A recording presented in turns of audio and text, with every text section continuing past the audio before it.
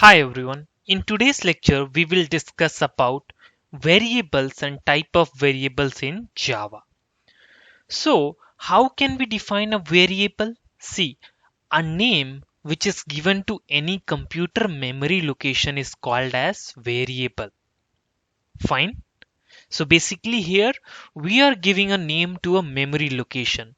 That is the reason a variable is also known as named memory location. A variable is a named memory location, right? Now let's understand the concept of variables with the help of example. So this is our what? RAM, that is random access memory used by our JVM, right?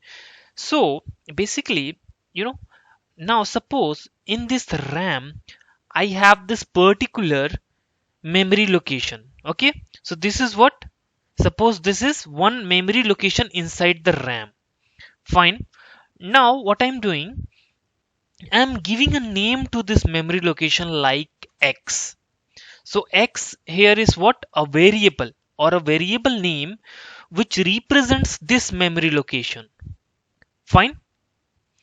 And then the value is stored inside this variable, or you can say inside this memory location. This is what, a value is stored inside the variable, right? Understand the meaning of the variable or variable name. It means what, a named memory location. Clear? So we can say that a variable is a container which is used to store data temporarily in program. Fine. This definition is also 100% valid. It is like a container only, na? This is a container, right? And this container holds a value. Fine. So variable is what? A container which is used to store data temporarily in a program. Now let's see the next. So I have already covered this example. Int x is equal to 10. So what is int here? What is x here? And what is 10 here? See, what is int? Int is a data type. What is x? Name of the variable, or you can say a variable. And what is 10? 10 is a literal, right? We have already covered these things. What is data type? What is literal? And what do you mean by name of variable? Name of variable, any name in Java is what? Identifier, right? Identifier can be variable name or method name or class name, interface name or label name. This all are what? Identifier. So here this x is what? A name of variable. So I can say that it is a identifier only, right? So here x is what? A variable name. It means it is an identifier, right? So currently this identifier holds the value 10, right? And we can change the identifier value during the program execution also. So we can change the value also. That is the reason we are calling it as what? A variable. See, identifier values can be changed during program execution, and hence they are called as variable, because the value varies from one point to another point during the execution of program. Clear with this point? Let's see the next definition. You can say like this: a variable is an identifier whose values are changing during program execution. I hope it is clear to you. See here, int x is equal to 10. After that, I can also do like this: int x is equal to 15. Now the value of the x become what? 15. This is what? Changing the value, varying the value from one point to another point. All right. Now let's understand one more example here. So this is what string name is equal to Naveen. Okay, so string is what? A data type here. Name is what? A variable, or you can say identifier. And Naveen is what? A literal, a string literal, because it is in double quotes. And then we have, or you can say it is a value. Fine. We have already covered these things. So I hope this thing is clear. Now let's understand in depth. So basically what we have is one container. This is one container. Okay. And the name of this container is what? Name. This name, because here we have the variable name as what? Name. So this container name is what? Name. And inside this container, what we are storing? We are storing this Naveen. So inside this container, this Naveen is present. Okay, so this container is nothing but a variable. That is the reason I told you that a variable is a container which is used to store data. Clear with the point? So you can say, and now tell me, what is the purpose of data type? Basically, data types define that what types of values we are storing and how much memory is required to store the specific type of data. Okay, this is defined by the data type. Clear with this point? I hope these things are pretty much clear to you. Now let's see the next.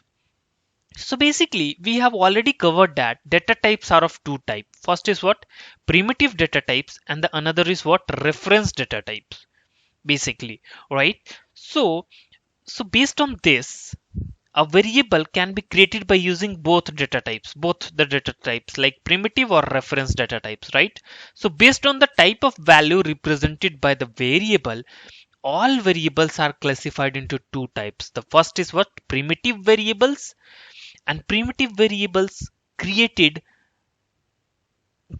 by using what? Primitive data types.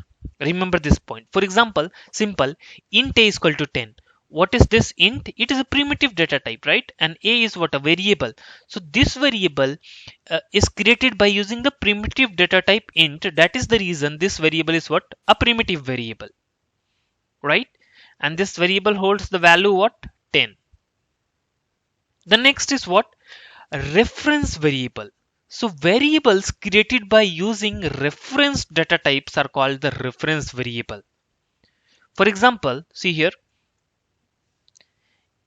I'm creating an object of the employee. So employee emp is equal to new employee. So this emp is what? A variable of which type? Employee type. So you can see here, this emp is what? Emp is what? A reference variable which is referring to an employee object in the memory location. Or you can say reference is basically a information about the location of the object.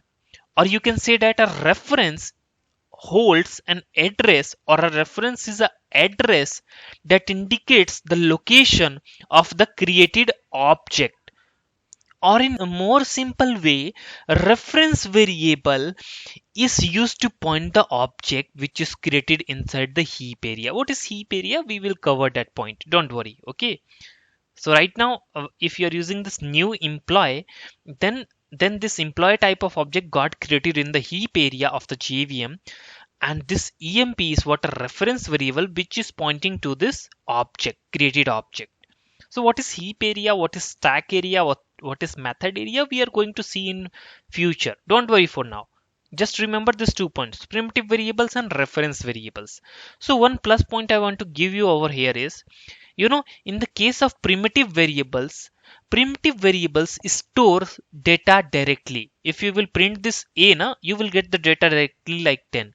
But reference variables stores reference of the object, not direct values. Remember this point. When I will teach you this thing, how to create an object in detail. At that time I will show you these things.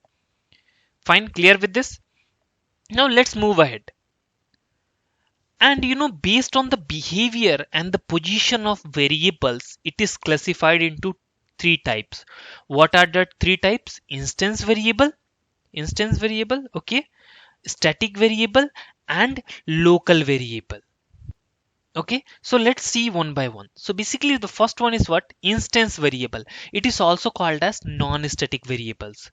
So instance variables should be declared inside the class but outside the method, block, or constructor. Okay, the next is what? Static variables, also called as class variable or class level variable. Okay, it should be declared inside the class but outside the method, block, or constructor. Static variables has static keyword in its creation. It means it should declared with a static keyword. Fine. And the third is what? Local variable. So local variable can be declared inside a method, block, or constructor. Remember this point. So basically we are going to learn these three: what? Static variable, instance variable, and local variable in detail. I will teach you all these three in one lectures. Okay, so for now this is what the overview of what is variables and what are the different types of variables present in Java. So thanks for watching this video. Please like our video and subscribe our YouTube channel.